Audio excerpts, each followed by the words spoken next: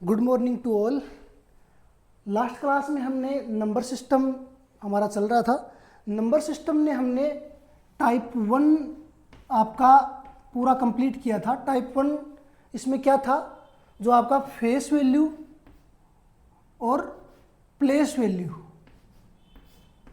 इनसे रिलेटेड जितने भी प्रीवियस ईयर के क्वेश्चन थे हमने सॉल्व किए थे और इसका जो बेसिक कॉन्सेप्ट है वो भी हमने पढ़ा था। फिर उसके बाद में हमने टाइप 2 किया था। टाइप 2 में जो भी आपकी डिविजिबिलिटी है, विभाज्यता का नियम है, उससे रिलेटेड जितने भी क्वेश्चन थे प्रीवियस ईयर के, लगभग हमने 10 और 10 मिलाकर के 20 क्वेश्चन की समथिंग हमने दोनों टाइपों पे किए थे। आज हम टाइप 2 के आगे के क्वेश्चन करेंगे और फिर ऐसे करते हम लगभग धीरे धीरे 5 से 6 क्लास में आपका नंबर सिस्टम कंप्लीट करेंगे। ठीक है, तो चलो चलते हैं टाइप 2 के ऊपर। आज का अपना पहला क्वेश्चन है 1739 में कम से कम क्या जोड़ा जाए कि 11 से पूर्णतः विभाज्य हो जाए। एनटीपीसी 2016 में आया हुआ क्वेश्चन है।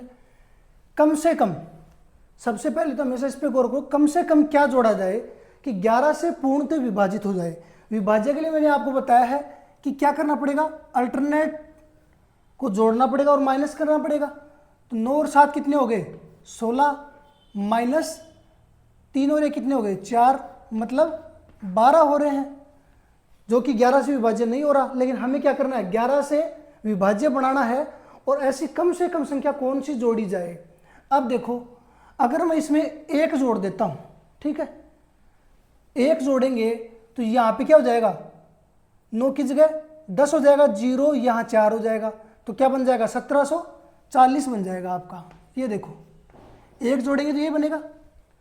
अब देखो, अल्टरनेट अगर आप करोगे तो 7 और 0 को जोड़ोगे कितना आएगा, 7, 4 और 1 को जोड़ो कितना आएगा, 5, 7 में से 5 घटाओ कितना आएगा, 2 आएगा, जो कि 11 से विभाज्य नहीं है। तो 1 तो अपना आंसर नहीं होगा। फिर कम से कम की बात करें तो 2, अगर मैं 2 को जोड़ूं यहाँ पे, देखो 2 को जोड़ेंगे तो 39 में 2 जोड़ोगे कितना आएगा, यही आएगा। अल्टरनेट को जोड़ोगे 7 और 1 8 और 4 और 1 5, 8 में से 5 घटाएंगे कितना बचेगा, 3, 3 में 11 का भाग जाएगा, नहीं जाएगा, तो ये भी आपका नहीं आएगा। अब मैं बात करूं 10 की, अगर 1739 में आप 10 जोड़ते हो तो कितना हो गया, 1749 हो गया, यही होगा। अल्टरनेट को जोड़ोगे 9 और 7 कितना हो गया, 16, 16 में से देखो 16 में से 5 घटाओगे आप 9, देखो अल्टरनेट जोड़ेंगे 1 और 4 को जोड़ेंगे और 9 और 7 को जोड़ेंगे, तो 9 और 7 कितना हो गया, 16 माइनस 4 और 1 5 हो गया, तो 16 में से 5 घटाओ कितना बच गया, 11 बच गया, और 11 में 11 का भाग जाएगा पूरा पूरा, तो इसका मतलब 10 अपना आंसर आ गया। ठीक है, बस डिविजिबिलिटी जो नियम है वो पता होना चाहिए कि कोई संख्या 11 से कब भाज्य होगी। कोई संख्या 11 से कब भाज्य होगी, जब उनके अल्टरनेट डिजिट का योग और उनका अंतर करते हैं हम, जब वो संख्या प्राप्त होती है वो 11 से भाज्य होनी चाहिए। ठीक है, ये मैंने पहली क्लास में आपको डिटेल से बता दिया है। अब बात करें अगले क्वेश्चन की, तो अगले क्वेश्चन को देखते हैं। निम्नलिखित में से कौन सी संख्या 6 से भाज्य है, इनमें से ऐसी कौन सी संख्या है जो 6 से भाज्य है। अब देखो 6 के लिए आपको क्या करना है, 6 का अगर मैं टुकड़े कर दूं, गुणनखंड कर दूं, तो कितना आएगा, 2 गुणा 3, यही आएगा। 6 का अलग से स्पेशल कोई रूल नहीं होता आपका डिविजिबिलिटी का, 2 और 3 करोगे आप, ठीक है, टुकड़े। तो ये संख्या, ऐसी संख्या उठानी है जो 2 से भी पूरा पूरा भाग जाए और 3 से भी जाए। ठीक है, अब 2 के लिए आपको बताया हुआ है कि इकाई का अंक क्या होना चाहिए, इकाई का अंक क्या होना चाहिए, जो इकाई का अंक है वो 2 से भाज्य होना चाहिए। तो ये देखो इकाई का अंक 8 भाज्य हो रहा है। अब इसको 3 से चेक करते हैं। 3 के लिए क्या करते हैं, अंकों का योग कितना होना चाहिए, 3 से भाज्य होना चाहिए। 2 और 1 3, 3, 8 और 7 15, 15 में 3 का भाग जाएगा, तो मतलब ये 3 से भी भाज्य हो रहा है, 2 से भी भाज्य हो रहा है, तो यही आपका आंसर है। आगे चेक करने की जरूरत ही नहीं है, पहले ऑप्शन में हो गया आपका काम, तो आपको टाइम वेस्ट नहीं करना। 2 के लिए तो आपको पता है कि यूनिट डिजिट इकाई का अंक देखना है। इकाई के अंक में अगर 2 का भाग जा रहा है तो मतलब पूरी संख्या में 2 का भाग जाएगा, तो 2 से भाग जा रहा है। अब 3 के लिए चेक करेंगे, तो 3 में क्या करते हैं, अंकों का योग वो 3 से भाग होना चाहिए, तो हम क्या करेंगे, 2 और 1 3, 3 में भाग जा रहा है, 3 में जा रहा है, 7 और 8 15, 15 में 3 का भाग जाएगा, तो ये हो गया आपका आंसर। ठीक है, चलो आगे बढ़ते हैं। 9878x54 संख्या के लिए दिए गए विकल्पों में से अनुपस्थित अंक x चुने ताकि संख्या 6 से पूर्ण विभाजित हो जाए। ठीक है, आपको ये x दिखाई दे रहा है, ये चुनना है, लेकिन हमें ये पता होना चाहिए 6 से पूर्ण विभाज्य कोई संख्या है तो 6 के टुकड़े करेंगे 2 और 3, गुणनखंड यही होते हैं 2 गुणा 3। तो ये संख्या 6 का मतलब 2 से भी विभाज्य होनी चाहिए और 3 से भी विभाज्य होनी चाहिए। ठीक है, तो वो 6 से भी पूरी पूरी विभाज्य हो जाएगी। तो हमें 2 और 3 के लिए चेक करना है। अब आपको पता है 2 से चेक करने के लिए देखो अंतिम डिजिट, यूनिट डिजिट देखते हैं, इकाई का अंक देखते हैं। 4 है तो 2 से तो ये संख्या ऑटोमेटिक पूरी पूरी भाग हो जाएगी, चाहे x की जगह कुछ भी रखो आप, 2 को कोई फर्क नहीं पड़ रहा। बात करें 3 की, तो 3 के लिए देखो मैंने आपको बताया है कि जो इकाई का जो भी आपके संख्या दे रखी है उनके अंकों का योग 3 से विभाज्य होगा तो वो संख्या भी विभाजित हो जाएगी। ठीक है, तो देखो चेक कर लो, 9 कट जाएगा, 3 का भाग जा रहा है इसमें, 8 और 7 15 में 3 का भाग जा रहा है, ये भी कट गया, 5 और 4 9 भी कट गया। ठीक है, तो अब x का मान क्या आ सकता है भाई, 3 का भाग जाने के लिए या तो 3 हो या 9 हो, यही आएगा x की जगह, क्योंकि बाकी सब तो कट गए। तो यहाँ पे वो संख्या होगी वो 3 से भाग जानी चाहिए, तो या तो 3 होगी या 9 होगी। तो आंसर में 3 दिखाई दे रहा है, तो 3 है आपका आंसर। ठीक है, ग्रुप डी में आया हुआ है, बिल्कुल एग्जीक्यूशन है। 6 के लिए आपको 2 और 3 के लिए चेक करना पड़ेगा जब भी ऐसा आएगा, क्योंकि देखो हमने सीख रखा है 2 3 5 और 9 8 11 इनका सीख रखा है। बाकी संख्या जो भी आएंगी उनको हम टुकड़ों में डिवाइड करेंगे और फिर देखेंगे। ठीक है, अब देखो अगले क्वेश्चन पे चलते हैं। निम्न में से कौन सी संख्या 12 से विभाज्य है? 12 की बात करें तो देखो 12 के टुकड़े करेंगे, अगर गुणनखंड करोगे आप तो 3 गुणा 4 आएगा, 4 3 12 होता है। तो हम 3 के लिए चेक करेंगे और 4 के लिए चेक करेंगे। अगर दोनों से कोई संख्या विभाजित हो रही है तो मतलब वो 12 से भी विभाज्य होगी। ठीक है, तो अगर मैं 4 की बात करूं तो 4 में हम क्या चेक करते हैं, अंत के 2 डिजिट चेक करते हैं, अंत के 2 डिजिट चेक करते हैं। तो 12 में सब में जा रहा है भाग, देखो 12 में 4 का भाग जाता है, 12 में 4 का भाग जाता है, हर जगह 12 ही है, मतलब 4 का भाग जा रहा है, तो 4 का तो जा रहा है। अब हमें सिर्फ किसका चेक करना है, 3 का चेक करना है। जिस संख्या में 3 का भाग नहीं जाएगा उसको हटाते जाएंगे और जिसमें भाग चला जाएगा वही अपना आंसर हो जाएगा। 3 के लिए क्या करते हैं, 9 3 का भाग जा रहा है, 3 4 और 2 6, 6 में 3 का भाग जा रहा है तो 1 बच गया, तो इस संख्या में भाग नहीं जा रहा। ठीक है, इसकी बात करें 6 और 3 9, 4 और 2 6, यहाँ पे भी 1 बच गया, इसमें भी भाग नहीं जा रहा। अब बात करते हैं हम 7 और 2 9 कट गए, 3 कट गया, 4 और 1 5, 5 में जा रहा है 3 का भाग नहीं जा रहा, तो सीधा सीधा हमारा 1 बचा, यही आंसर होगा। फिर भी इसको चेक कर लेते हैं। देखो 3 से 3 कट गया, 4 और 2 6, 6 में 3 का भाग जा रहा है, 8 और 1 9, तो ये आपका आंसर है। ठीक है, इसी तरीके से आप चेक कर सकते हो किसी भी संख्या को। 12 के लेकिन हमें टुकड़े पता होना चाहिए, जैसे कई बार बड़ी संख्या आ जाएगी तो आपको टुकड़े करने पड़ेंगे ऐसे। ठीक है, चलो आगे बढ़ते हैं। वह छोटी से छोटी संख्या 6 अंकों की संख्या जो 18 का गुणज हो। अब देखो 6 अंकों की संख्या, सभी 6 अंकों की संख्या है, लेकिन छोटी से छोटी संख्या लेनी है आपको, और 18 का गुणज हो मतलब 18 से भाज्य हो। ठीक है, 18 से भाज्य का मतलब 2 गुणा 9, 9 दूनी 18, मतलब उसमें 2 का भी भाग जाए और 9 का भी पूरा पूरा भाग जाए, ये चेक करना है आपको। तो 2 के लिए तो देखो आपको सिर्फ यूनिट डिजिट देखना है। ठीक है, तो अगर हम सबसे छोटी संख्या की बात करें, सबसे छोटी संख्या कौन सी है इनमें, यही है 1 लाख। इसका यूनिट डिजिट क्या है 0, मतलब इसमें 2 का भाग जा रहा है। लेकिन 9 की बात करें तो 9 की में अंकों का योग कितना होना चाहिए, 9 से विभाज्य होना चाहिए, लेकिन अंकों का योग यहाँ पे कितना है 1 है, तो मतलब इसमें 9 का भाग नहीं जाएगा। ठीक है, इसकी बात करें इकाई का अंक कितना है 0 है, मतलब इसमें 2 का भाग तो चला जाएगा। लेकिन अगर मैं 9 की बात करूँ, 9 का भाग भी देखो, ये 9 से 9 कट गया कट गया कट गया कट गया, मतलब पूरे में जा रहा है, लेकिन ये संख्या बड़ी है, हम छोटी से स्टार्ट करेंगे, हमें छोटी से छोटी संख्या लेनी है। तो इससे जस्ट बड़ी की बात करूँ तो ये देखो ये है, इसकी बात करें तो 2 का भाग तो जा रहा है इसमें। 9 की बात करें तो 6 और 1 कितना हो गया 7, 7 में जाएगा नहीं जाएगा। अब इसको ले, इसका इकाई का अंक कितना है 8, 8 में 2 का भाग जाएगा चला जाएगा, और योग की बात करें तो 8 और 1 9 हो गया, 9 में भाग चला जाएगा 9 का, तो ये आपका आंसर हो गया। ठीक है, 18 का सीधा बस आपको टुकड़े करने हैं, गुणनखंड करने हैं। ठीक है, 2 गुणनखंड हो गए इसके, 2 और 9, तो ये 2 से भी विभाज्य होनी चाहिए और 9 से भी विभाज्य होनी चाहिए। तो हम सबको चेक कर लेंगे, जो संख्या होगी वही आपका आंसर होगा, लेकिन छोटी से छोटी संख्या लेनी है। अगर बड़ी से बड़ी संख्या बोलता तो ये वाला आंसर होता, लेकिन आंसर है अपना छोटी से छोटी संख्या ये है। ठीक है, चलो आगे बढ़ते हैं। वह छोटी से छोटी संख्या ज्ञात कीजिए जिसे 231228 में जोड़ने पर प्राप्त संख्या 33 से पूर्णतः विभाजित हो। इस संख्या में इनमें से क्या जोड़ा जाए कि 33 से पूर्णतः विभाजित हो जाए। 33 की अगर मैं बात करूं, 33 के आप टुकड़े करोगे तो 11 3 33, 3 और 11 यही होते हैं, 3 और 11। 3 के लिए मैंने आपको बताया है कि अंकों का योग देखना है आपको। अंकों का योग 3 और 2 कितना हो गया, 5 और 1 6, 6 और 2 8, 8 2 10, 10 और 8 18। तो मतलब इसमें योग हो रहा है 18, 18 में 3 का भाग जा रहा है, 3 का तो जा रहा है, 11 का और चेक करना है। अब देखो ये चीज़ ध्यान में रखनी है आपको, 18 हो गया इसका योग, 3 का भाग जा रहा है, तो आपको ऐसी संख्या लेनी है कि उसको जोड़ने के बाद भी 3 का भाग जाए। अगर मैं देखो 18 में 4 जोड़ दूं तो कितना हो जाएगा, 22 हो जाएगा। तो 22 में 3 का भाग जाएगा, नहीं जाएगा, तो ये संख्या तो आपका आंसर नहीं आएगा। अगर मैं 2 जोड़ दूं, 18 और 2 20 हो गया, 20 में 3 का भाग जाएगा, नहीं जाएगा।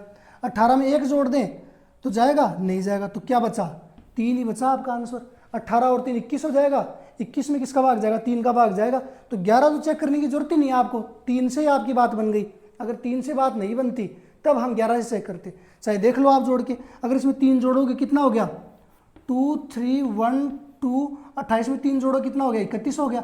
अब देखो इसमें 11 का भाग जा रहा है, नहीं जा रहा, चेक कर लो, अल्टरनेट डिजिट को जोड़ लो, कितना हो गया, 2 और 1 3, 3 और 3 6, 3 और 2 5 और 1 6, 6 में से 6 घटाओगे कितना आएगा, 0, मतलब 11 का भाग जा रहा है। ठीक है, तो 3 आपको जोड़ना है इसमें, इसी प्रकार से चेक करेंगे।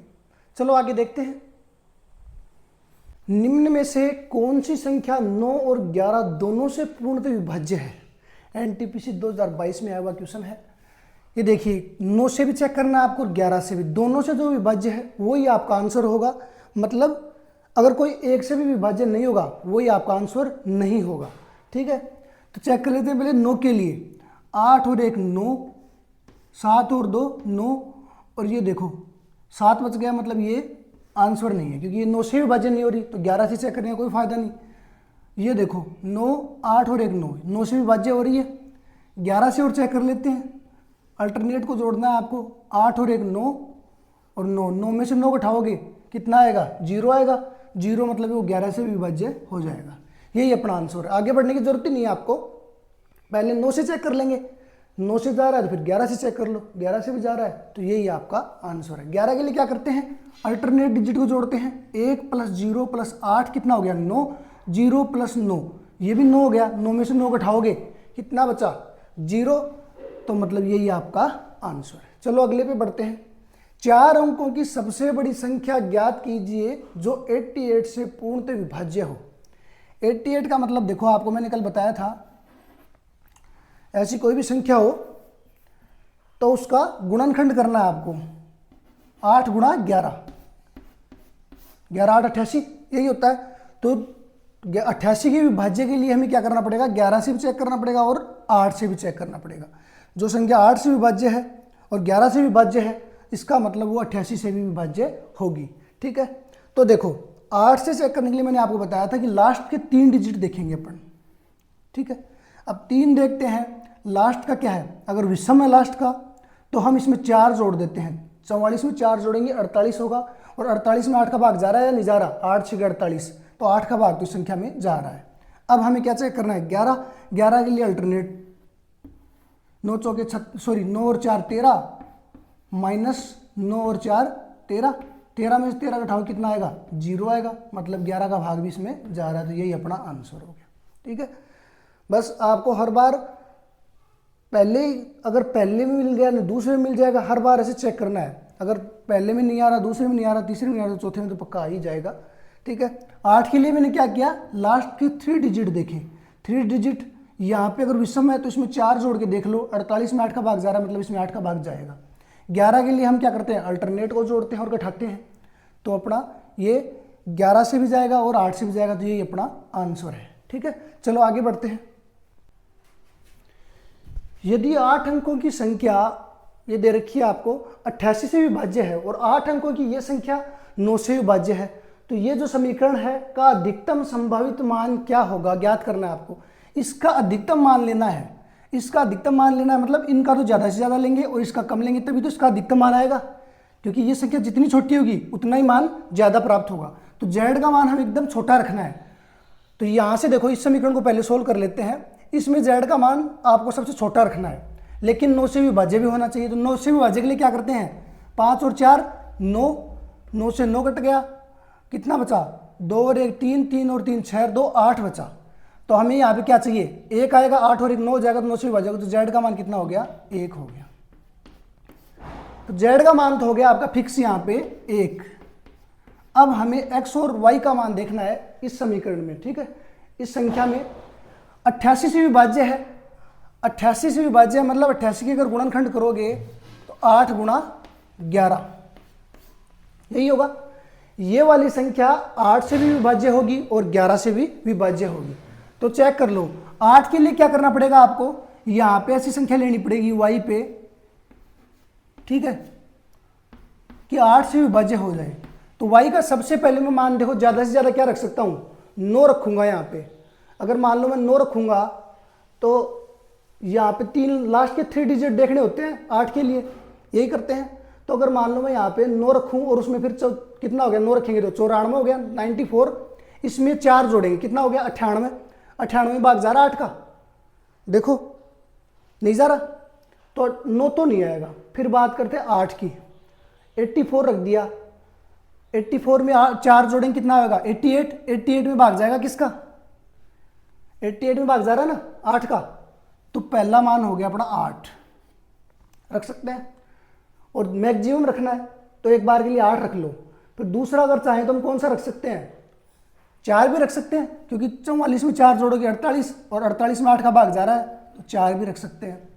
ठीक है, और बाकी हम 0 भी रख सकते हैं यहाँ पे, लेकिन हमें मैक्सिमम मान लेना है तो हम 8 ही लेंगे। ठीक है, चलो इसको बाद में देखते हैं। मान लो सबसे पहले मैंने यहाँ पे 8 रख दिया, यहाँ पे 8 रख दिया, तो ये x का मान भी आ जाएगा। 11 के लिए क्या करते हैं अपन, अल्टरनेट डिजिट को जोड़ते हैं।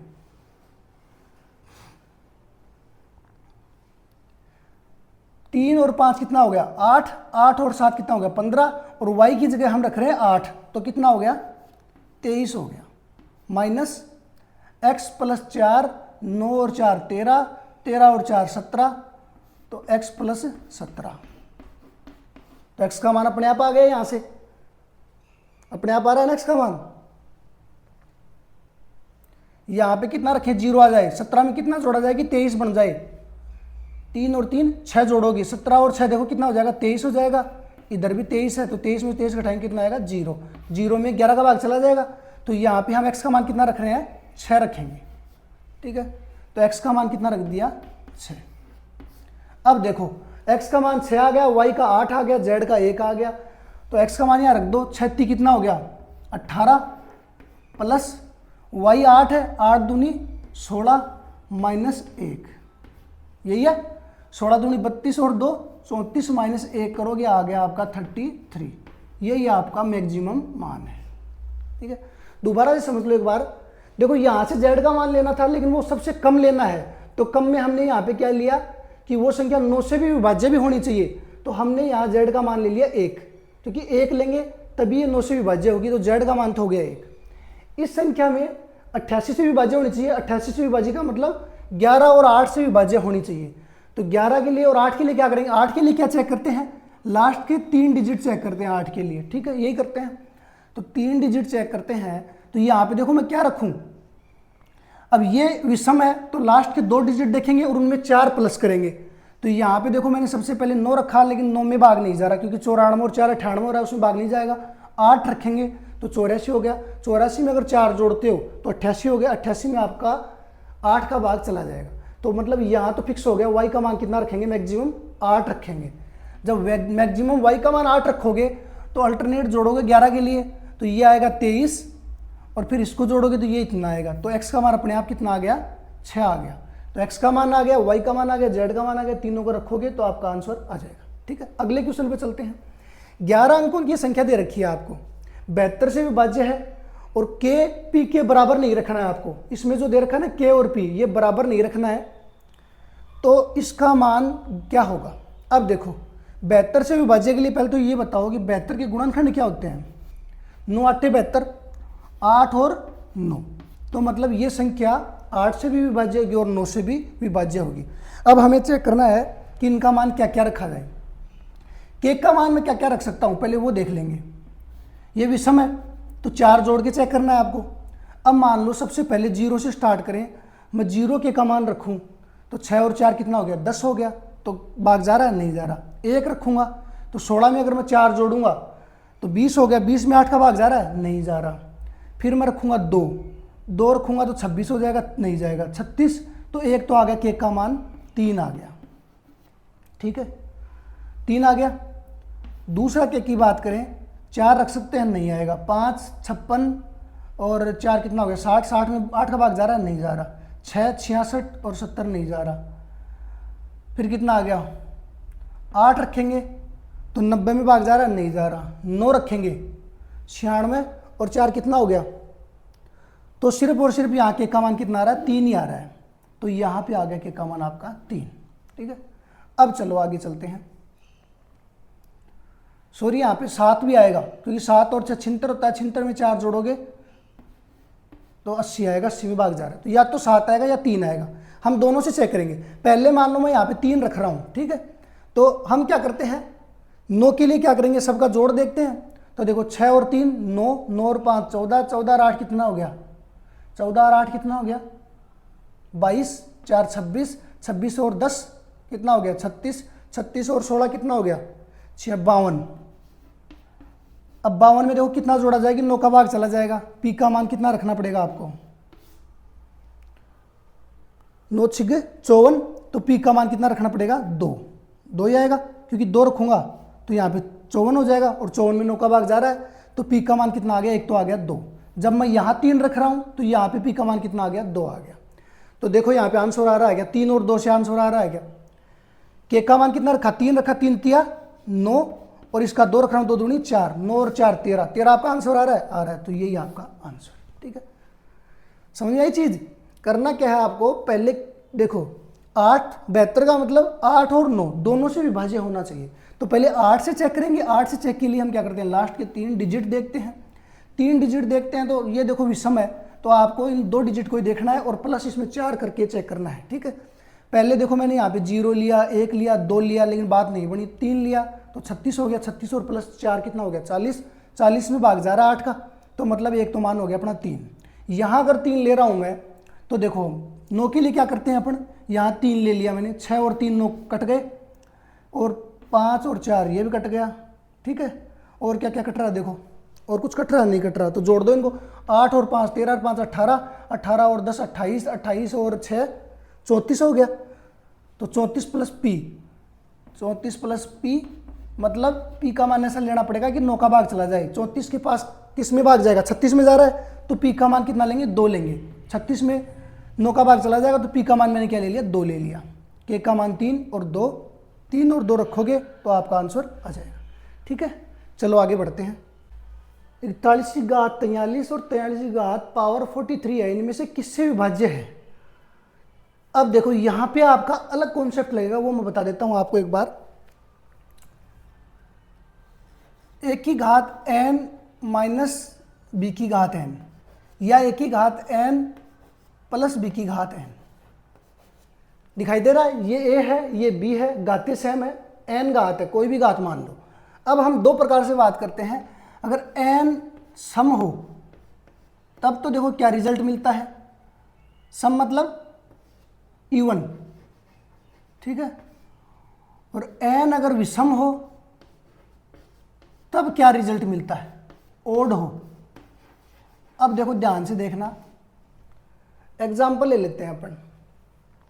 अगर मैं n कोई भी सम या विषम उठा लो, अगर मैं एन सम की बात करूं तो सम मतलब 2 ले लेते हैं, ए की घात 2 और बी की घात भी 2, ए स्क्वायर माइनस बी स्क्वायर। तो इसका रिजल्ट क्या मिलेगा आपको, ए माइनस बी, ए प्लस बी। मतलब वो संख्या अगर आप सम लोगे तो वो संख्या दोनों से विभाजित होगी, ए माइनस बी से भी और ए प्लस बी से भी। ठीक है, यहां से ये रिजल्ट निकल रहा है। अगर यहां पे प्लस होता ए स्क्वायर प्लस बी स्क्वायर, तो देखो इसके अगर हम इसको ओपन करें तो कुछ भी ओपन नहीं हो रहा, मतलब ये ना तो ए माइनस बी से विभाज्य होगी और ना ही ए प्लस बी से विभाज्य होगी, मतलब किसी से भी विभाज्य नहीं होगी। तो यहां से क्या कंक्लूजन निकला आपका, अगर सम घातांक अगर सम है और यहां माइनस है तब तो वो दोनों से विभाज्य होगी, ए माइनस बी से भी और ए प्लस बी से भी। लेकिन यहाँ पे प्लस है तो वो किसी से भी विभाज्य नहीं होगी। अब हम बात करते हैं विषम की। अगर n विषम है, ए की घात विषम 3 ले लेते हैं, माइनस बी की घात 3, और माइनस का निशान ले रहे हैं यहाँ पे, ध्यान रखना। ए माइनस बी और माइनस बी क्या होता है, A minus B A square plus A B plus B square, यही पढ़ रखा है आपने। A cube minus B cube क्या होता है, A minus B A square plus A B plus B square. इसका मतलब क्या निकला कि ये संख्या ए माइनस बी से विभाज्य होगी। किससे विभाज्य होगी, ए माइनस बी से। ये आपको याद रखना है हमेशा। अगर ए क्यूब माइनस बी क्यूब है तो वो संख्या ए माइनस बी से विभाज्य होगी। और मैं अगर प्लस की बात करूं तो यहां से देखो क्या खुल रहा है, ये A plus B A square minus A B plus B square, यही आता है। तो देखो यहां से सीधा पता लग जाएगा आपको, ये माइनस का निशान है तो मतलब ए माइनस बी से विभाज्य होगी, प्लस का निशान है तो ए प्लस बी से विभाज्य होगी। लेकिन घातांक विषम होनी चाहिए, ओड होनी चाहिए। ठीक है, तो ये तो विषम वाला हो गया, ये सम वाला हो गया। अब देखो यहाँ पे घातांक क्या दे रखी है आपको, विषम दे रखी है, ये ए है ये बी है। घातांक क्या है, विषम है, निशान प्लस का है, तो विषम होता है और प्लस होता है तो वो ए प्लस बी से विभाज्य होगा। एक प्लस बी से विभाज्य होगा तो एक क्या है यहाँ पे 41 और बी क्या है 43, तो ये संख्या किससे विभाज्य होगी, 484 से विभाज्य होगी। ठीक है, या तो 84 से विभाज्य होगी या इसका कोई गुणनफल होगा उससे विभाज्य होगी। तो ये हमेशा ध्यान रखना। ठीक है, पहला क्वेश्चन हो गया आपका। अगला देखते हैं, सेम क्वेश्चन अगला है। एक को हम क्या मान सकते हैं, एक की घात 25 मान सकते हैं। एक की घात चाहे 25 मानो 50 मानो, एक को कोई फर्क नहीं पड़ने वाला। तो ये देखो अब आपका क्या हो गया, ए माइनस एक की घात 25 बी की घात 25। ठीक है, घातांक विषम है, विषम के लिए आपको बता रखा है कि जो निशान है उसी से विभाज्य होगा। तो ये किससे विभाज्य होगा, ए माइनस बी से। प्लस होता तो ए प्लस बी से, विषम है तो। ठीक है, और सम है तो सम का मैंने बता रखा है, सम का ध्यान रखना, ए स्क्वायर माइनस बी स्क्वायर तो दोनों से विभाज्य होता है और ए स्क्वायर प्लस बी स्क्वायर किसी से भी विभाज्य नहीं होता है। तो ए माइनस बी मतलब 47 माइनस बी क्या है, 1 है, तो कितना हो गया, ये संख्या किससे विभाज्य होगी, 46 से। तो या तो 46 से होगी या इसका कोई गुणनखंड। तो गुणनखंड देखो कितना दिख रहा है, तो ये 23 है, तो ये 23 से विभाज्य होगी, क्योंकि 46 को तोड़ोगे तो क्या हो जाएगा, 2 गुणा 23। तो ये ध्यान रखना। ठीक है, चलो आगे बढ़ते हैं। 3 की घात 73 है, 72, 73, 74, 75 से विभाज्य है। इनमें से किससे विभाज्य है, देखो अगर मैं यहां से 3 की घात 71 कॉमन ले सकता हूं, अंदर क्या बचेगा, 3 की घात 71 बाहर आ गई तो 3 की घात कितनी बची, 0। यहां 71 बाहर आ गई, यहां पे क्या बचा, 1 बची, प्लस 3 की घात 71 यहां से निकालेंगे कितना बचेगा, 3 की घात 2, 3 की घात 3 और 3 की घात 4, यही बच रहा है इनमें। अब देखो बाहर है 3 की घात 71, 3 की घात 0, किसी की भी घात अगर 0 होती है तो उसका मान क्या होता है, 1 होता है, 1 ही होता है।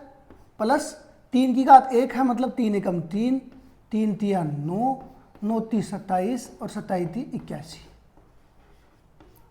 यही है।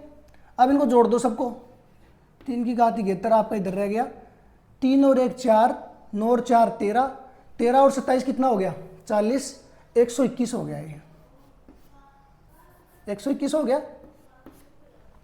अब 121 को दिमाग लगाओ, 121 को क्या लिख सकते हैं, 11 गुना 11, 11 गुणा 11। तो मतलब ये संख्या जो आपको दिखाई दे रही है ये 11 से विभाज्य होगी और 3 की घात 71 है, मतलब 3 गुणा 3 गुणा 3 गुणा 3 गुणा 3 गुणा ऐसे है, तो 3 से विभाज्य है, 9 से भी विभाज्य हो सकती है। तो देखो आंसर में आपको क्या दे रखा है, ये संख्या या तो 3 से विभाज्य होगी या 3 का कोई भी गुणज है उससे विभाज्य होगी, या फिर 11 दे रखा है तो 11 से विभाज्य होगी।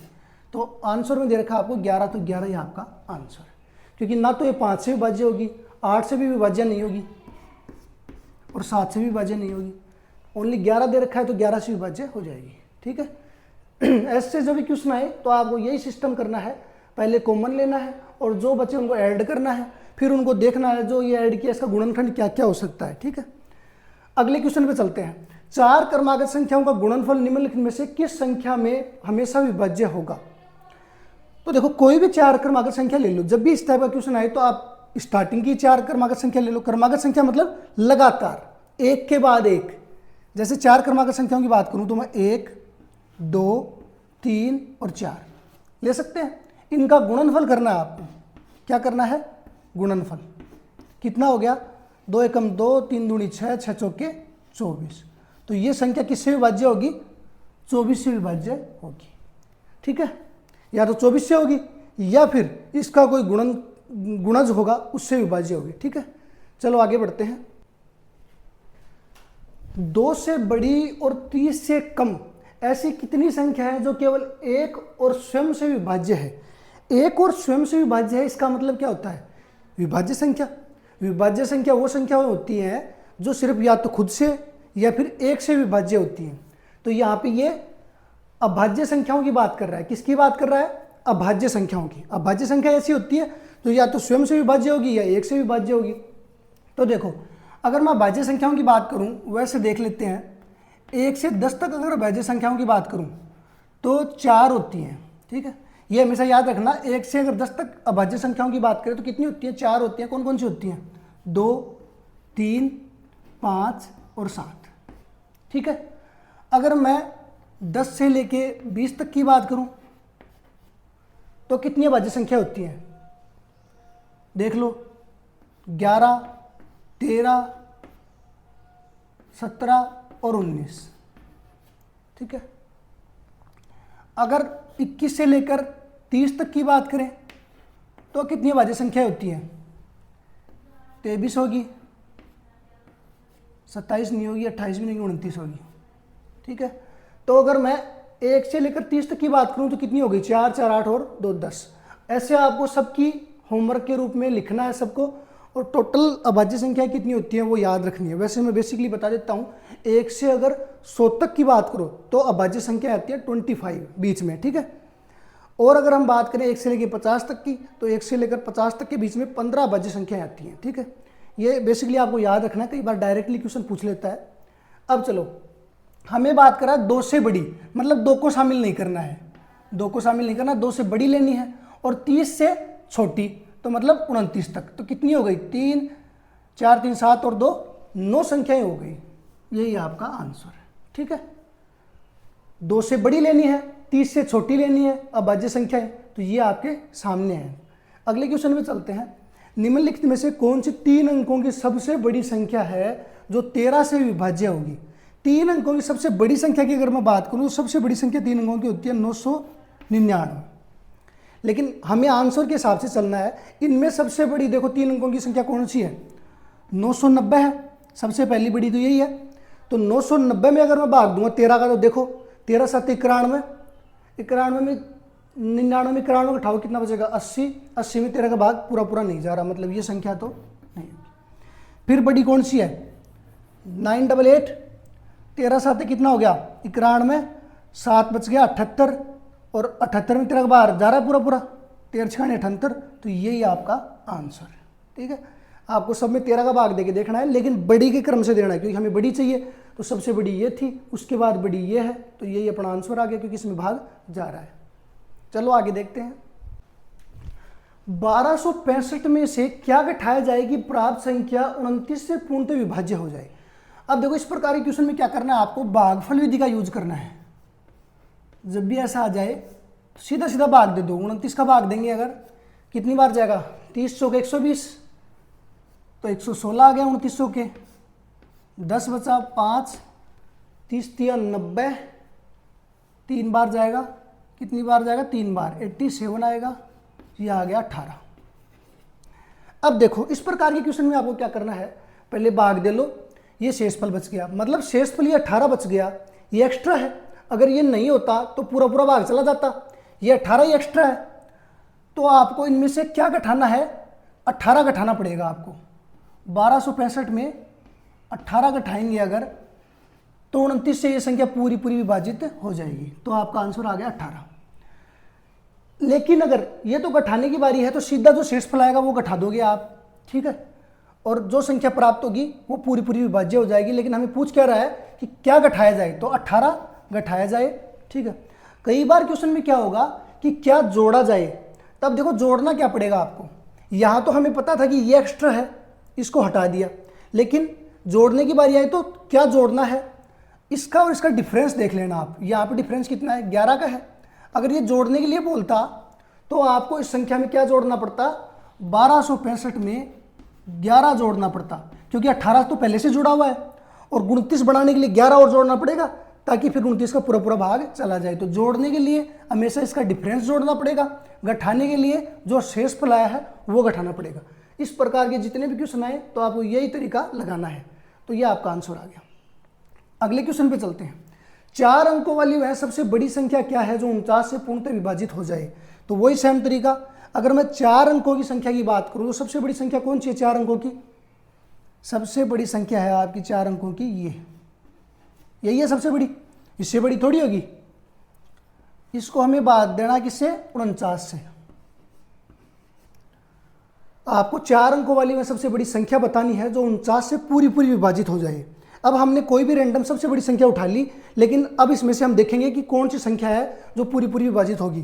भाग दे दो, 49 का 2 बार भाग जाएगा, क्योंकि 50 दूनी 100 होता है, तो 49 दूनी कितना हो गया, 98 हो गया। एक बच गया यहाँ पे, सॉरी एक ही बचेगा, हाँ एक ही बचेगा।